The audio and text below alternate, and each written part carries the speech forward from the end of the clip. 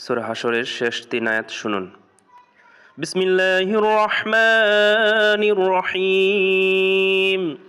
হুয়াল্লাহুল্লাযী লা ইলাহা ইল্লা হুয়া আলিমুল গায়বি ওয়াশ শাহাদাহ হুয়ার রহমানুর রহিম।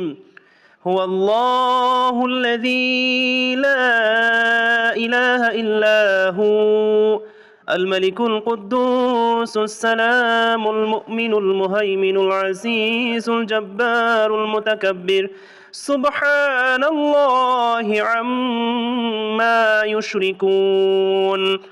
هو الله الخالق البارئ المصور له الأسماء الحسنى يسبح له ما في السماوات والأرض وهو العزيز الحكيم.